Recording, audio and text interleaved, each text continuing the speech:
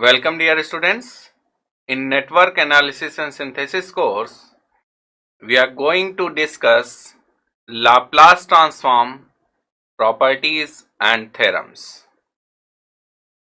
After completing this module, you will be able to recall Laplace transform and complex frequency. You will be able to list the properties of Laplace transformation. You will be able to determine initial value and final value theorem, and also you will be able to recall inverse Laplace transformation. This particular topic is very important in all aspects, चाहे वो आपके upcoming subjects हों या फिर आने वाले upcoming semester में subjects हों या फिर नेटवर्क एंड थ्योरी हो, इन सब में लाप्लास ट्रांसफॉर्मेशन का बहुत ही ज़्यादा यूज़ है। जैसे कंट्रोल सिस्टम में भी आप लाप्लास ट्रांसफॉर्म से रिलेटेड हर एक, चाहे वो ब्लॉक डायग्राम हो या फिर स्टेट स्पेस एनालिसिस हो, जितने भी टॉपिक्स हैं वो सब इससे रिलेटेड है। सिग्नल्स एंड सिस्टम में भी लाप्लास ट्रांसफॉर्मेशन से रिलेटेड वहाँ पर टॉपिक्स हैं, और नेटवर्क्स में नेटवर्क फंक्शंस, ट्रांजिएंट एनालिसिस और जो हम यहाँ पर अभी डिस्कस करने जा रहे हैं, ये सब कुछ लाप्लास ट्रांसफॉर्मेशन से रिलेटेड है। ये बहुत ही ज़्यादा इम्पॉर्टेंट है, इसलिए आपको अच्छे से ये स्टडी करना है, बहुत ही ज़्यादा इस पे ध्यान देना है। तो आइए स्टार्ट करते हैं। सबसे पहले what is Laplace transformation and what is the significance of complex frequency in Laplace transformation. Laplace transformation,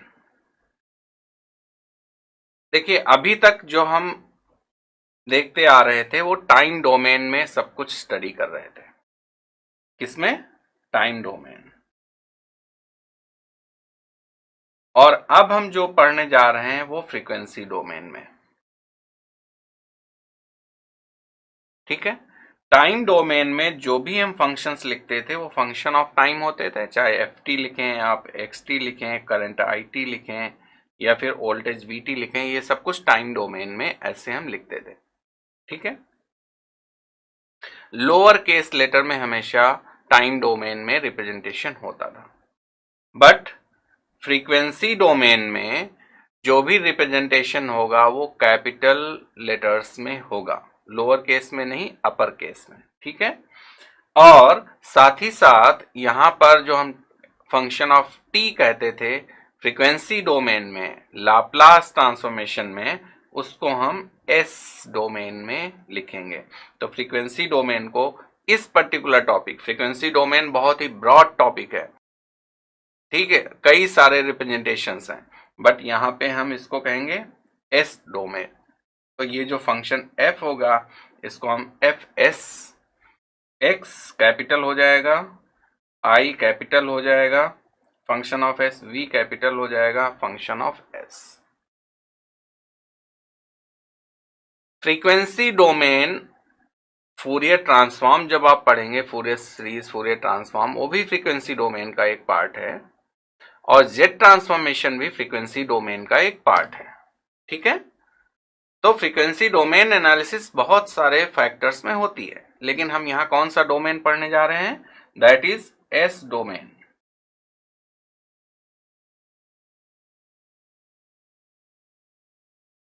अब आप कहेंगे कि ये एस डोमेन क्या है?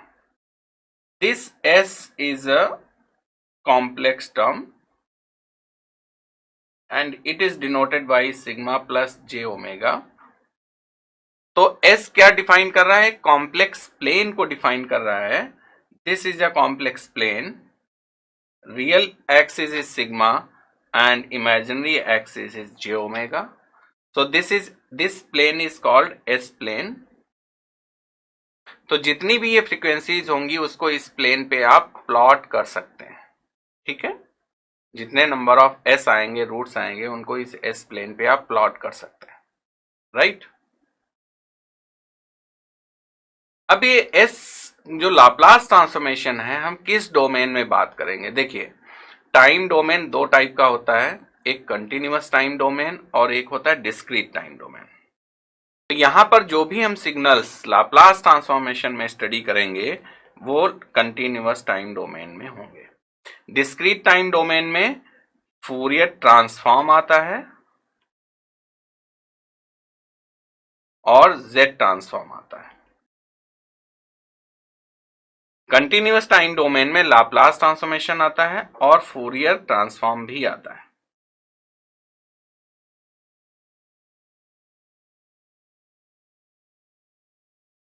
अब आप कहेंगे फूरियर ट्रांसफॉर्म दोनों में आता है, वो एक अलग डिस्कशन का टॉपिक है, ठीक है। बट सबसे पहले फ्रीक्वेंसी डोमेन में जो कंटिन्यूअस टाइम डोमेन है वो लाप्लास ट्रांसफॉर्म। फूरियर ट्रांसफॉर्म उसके बाद डेवलप हुआ, फूरियर साहब ने उसको इजाद किया और उन्होंने देखा कि ये फूरियर ट्रांसफॉर्म हम कंटिन्यूअस टाइम डोमेन में भी अप्लाई कर सकते हैं और डिस्क्रीट टाइम डोमेन में भी हम अप्लाई कर सकते हैं।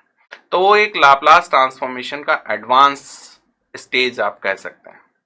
बट लाप्लास ट्रांसफॉर्मेशन हमेशा कंटिन्यूअस टाइम डोमेन में ही सॉल्व होगा। And the definition of Laplace transform, suppose function है एफ टी और उसका हमें, देखिए लाप्लास ट्रांसफॉर्म फाइंड किसका करेंगे? ये जितने भी ट्रांसफॉर्मेशन है, वर्ड से क्लियर है, transform, you are transforming one to another. तो यहां पर वन क्या है? टाइम डोमेन, और आप किसमें कर रहे हैं? फ्रीक्वेंसी डोमेन में कर रहे हैं। तो जितने भी ट्रांसफॉर्मेशन है वो फ्रीक्वेंसी डोमेन में किए जाते हैं फ्रॉम टाइम डोमेन। अब टाइम डोमेन अगर कंटिन्यूअस टाइम है तो लाप्लास या फूरियर ट्रांसफॉर्म, टाइम डोमेन अगर डिस्क्रीट टाइम डोमेन है तो उसमें फूरियर ट्रांसफॉर्म या फिर जेड ट्रांसफॉर्म, ठीक है। अब ये जेड ट्रांसफॉर्म, फूरियर ट्रांसफॉर्म आप सिग्नल्स एंड सिस्टम में डिस्क्रीट टाइम डोमेन में, वहां पर कंटिन्यूअस और डिस्क्रीट दोनों आप स्टडी करते हैं, तो सिग्नल्स एंड सिस्टम में आप ये स्टडी करेंगे डिस्क्रीट पार्ट, ठीक है। नेटवर्क्स में डिस्क्रीट पार्ट आपसे रिलेटेड नहीं है। तो यहां पर हम लाप्लास ट्रांसफॉर्मेशन स्टडी करने जा रहे हैं। तो what is the definition of Laplace transform? Laplace transform का जो सिंबल है दैट इज दिस। हम कहीं कहीं पाते हैं इसको एल, बट एल हम इसलिए नहीं मेंशन करते हैं क्योंकि इंडक्टर के इंडक्टेंस से ये कोइंसाइड करता है, इसलिए हम ये यूज नहीं करते। तो ये जो इटैलिक एल है आपके सामने, this is the correct symbol. अब हम लाप्लास ट्रांसफॉर्म किसका फाइंड करेंगे? जो भी टाइम डोमेन के हैं उनको हम फ्रीक्वेंसी डोमेन में लिखते हैं। तो लाप्लास ट्रांसफॉर्मेशन, सपोज हमें एफ एस की डेफिनेशन लिखनी है, तो ये किसका लाप्लास ट्रांसफॉर्मेशन हो गया? एफ ऑफ टी का। तो ये symbol of F T equals to continuous time domain में, तो यहां पर इंटीग्रल यूज होगा, ठीक है। डिस्क्रीट टाइम डोमेन में होता तो समेशंस यूज होते हैं, यहां पे इंटीग्रल और यहां पे समेशन, राइट। तो ये integral from 0 to infinity always F T, क्योंकि आप एफ टी का फाइंड कर रहे हैं, multiplied by E raise to power minus S T, where S is the same frequency complex term dt. So this is the definition of Laplace transformation. तो हमने क्या किया कि ft जो टाइम डोमेन में था उसको हमने फ्रीक्वेंसी डोमेन में कन्वर्ट कर लिया, और ये डेफिनेशन इंपॉर्टेंट है, ये आपको हमेशा याद रखनी है। समझ में आ गया? अब हमें जरूरत क्या है? जैसे आपने देखा कि ट्रांजिएंट रिस्पॉन्सेज आप सॉल्व करते हैं, वहां पर फर्स्ट ऑर्डर सेकंड ऑर्डर की होमोजेनियस इक्वेशंस या फिर नॉन होमोजेनियस इक्वेशंस आती हैं, उनका सोल्यूशन आप कैसे फाइंड करेंगे? उनका सोल्यूशन टाइम डोमेन में बहुत ही डिफिकल्ट हो जाता है, वहां पर इनिशियल कंडीशंस, फाइनल कंडीशंस सब कुछ यूज करना पड़ता है, कॉम्प्लीमेंट्री फंक्शंस, पर्टिकुलर इंटीग्रल, आप कुछ इतना सब कुछ यूज करते हैं, बहुत ही लेंथी एक्सप्रेशंस आते हैं उसके, ठीक है। तो यहां पर क्या करना है? अगर उस डिफरेंशियल इक्वेशन का हमने लाप्लास ट्रांसफॉर्मेशन में कन्वर्ट कर लिया, उस डिफरेंशियल इक्वेशन को मींस टाइम डोमेन से फ्रीक्वेंसी डोमेन में कन्वर्ट कर लिया, तो उसका सोल्यूशन क्या हो जाता है? बहुत ही इजी हो जाता है, ठीक है। और जब सोल्यूशन उसका इजी कैसे हो जाएगा, वहां पर आपको separate particular integral complementary function find करने की जरूरत नहीं पड़ती है। वो ये जो लाप्लास ट्रांसफॉर्मेशन का मेथड है, it will give you the total solution, ठीक है, इन वन ऑपरेशन। बाहर आपको मल्टीपल ऑपरेशंस उसमें यूज नहीं करने। These are the advantages of the classical method of solving the differential equation. These are the advantages of the Laplace transformation. तो आप कोई भी डिफरेंशियल इक्वेशन को सॉल्व कीजिए लाप्लास ट्रांसफॉर्मेशन से, बहुत ही इजी हो जाता है, ठीक है। सो इक्वेशन 1 आपको क्या बता रहा है कि ये डेफिनेशन है how to find the Laplace transformation of the given function. अब सपोज जैसे ft कोई भी सिग्नल हो सकता है, ft कोई भी सिग्नल हो सकता है, ठीक है। सिग्नल्स को हम डिटेल में देखेंगे आने वाले टाइम में, बट सपोज फॉर एग्जांपल हमारे पास ft है कोई function e⁻⁻at and this is defined for t greater than 0। देखिए कंडीशन मस्ट है कि कहां पर ये फंक्शन डिफाइंड है, ठीक है। तो ft is defined as e⁻⁻at for t greater than 0, और इसका हमें लाप्लास ट्रांसफॉर्म फाइंड करना है। तो इसका लाप्लास ट्रांसफॉर्म फाइंड करना है तो ft का लाप्लास ट्रांसफॉर्म। और एक चीज देख लीजिए, हम बताएंगे आने वाले टाइम में कि जो लाप्लास ट्रांसफॉर्मेशन है टाइम डोमेन का, ये दोनों जो हैं इंटर कन्वर्टेबल होते हैं। आप लाप्लास ट्रांसफॉर्मेशन से टाइम डोमेन में फंक्शन भी सॉल्व कर सकते हैं, ठीक है। तो यहां पर इसका लाप्लास ट्रांसफॉर्म अगर आपको फाइंड करना है तो एज पर डेफिनेशन ये क्या हो जाएगा, 0 to infinity for time being. ft की वैल्यू आप सब्सटीट्यूट कीजिए, हम इक्वेशन 1 में ft की वैल्यू सब्सटीट्यूट कर रहे हैं, यहां पर -st dt।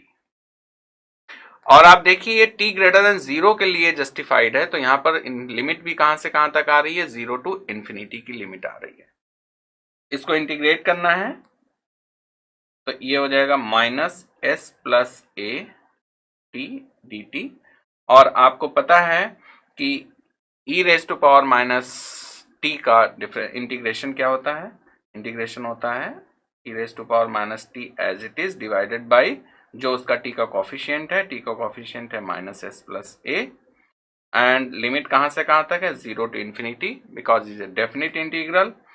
तो आप इसमें लिमिट सब्सटीट्यूट कीजिए, डिनोमिनेटर में तो कुछ है नहीं, लिमिट है t की, इसको एज इट इज रहने दीजिए। व्हेन t इज इन्फिनिटी तो e⁻⁻∞ हो जाएगा यहाँ पे, माइनस व्हेन t इज 0 तो ये हो जाएगा 0।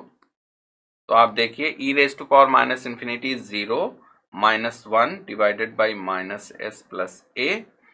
फर्दर सिंप्लीफाई करते हैं तो माइनस माइनस प्लस हो जाएगा, और इसका इंटीग्रेशन कितना आ गया, fs = 1/s + a।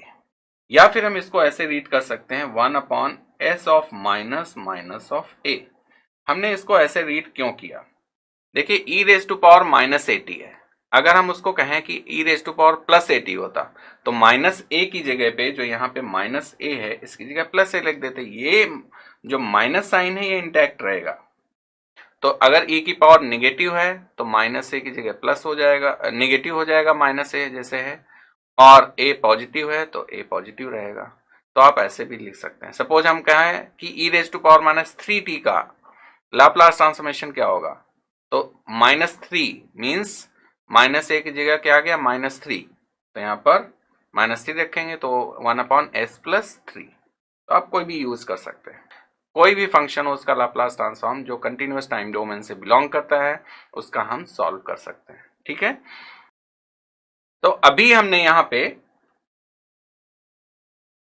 देखा कि कैसे लाप्लास ट्रांसफॉर्म फाइंड करते हैं, और लाप्लास ट्रांसफॉर्म वो कॉम्प्लेक्स फ्रीक्वेंसी क्या है उसको कैसे हम प्लॉट करेंगे, that is called S plane. तो कॉम्प्लेक्स प्लेन है। अभी हमने यहाँ पर फर्स्ट लर्निंग आउटकम कंप्लीट किया है। अब आइए हम आपका नॉलेज चेक करते हैं।